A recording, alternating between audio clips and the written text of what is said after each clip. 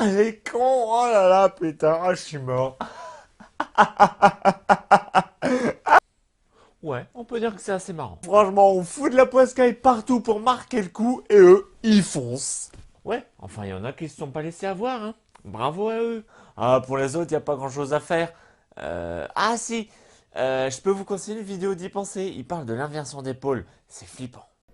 Préparez-vous pour la fin du monde.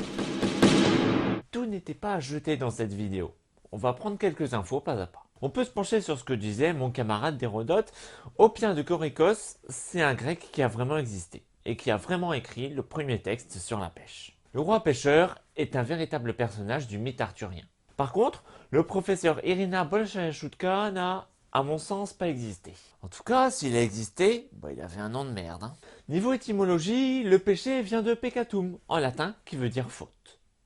Ensuite, la pêche vient de piscare, qui veut dire attraper des poissons en latin populaire.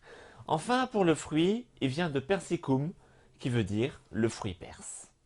Enfin ça, on pouvait pas deviner non plus. Il suffit de se planter dans l'accent et le mot est plus du tout le même. Va comprendre après. Bon, pour les pêcheurs dans le Tartare, il y a peu trop de conneries. Mais c'est après que ça se gâte.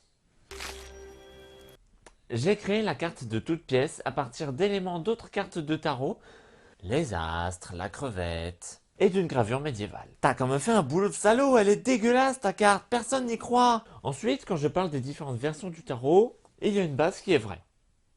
En effet, à l'époque, les maîtres quartiers avaient chacun un peu leur version, avec des cartes en plus ou des cartes en moins. Ensuite, il y a le lien que Jodorowsky fait entre le tarot et le poker. Alors pour ceux qui connaissent pas, Jodorowsky, Jodo pour les intimes, il a fait des romans, du théâtre, il a fait du cinéma, de la poésie, il avait fait des essais sur le tarot, en veux-tu, en voilà. Bref, ce mec est un génie. Ses propos, à mon sens, ne sont pas foncièrement exacts.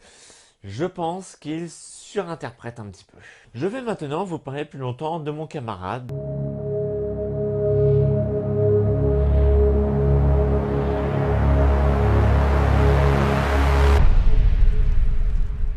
Il tient une chaîne d'histoire. Le truc chiant qu'on avait à l'école avec les dates à la con, les conventions de machin, les traités de trucs à apprendre par cœur. Il va arriver à nous captiver avec son travail, avec son humour et des extraits de films toujours bien sentis. Il s'est étendu sur de nombreuses périodes historiques.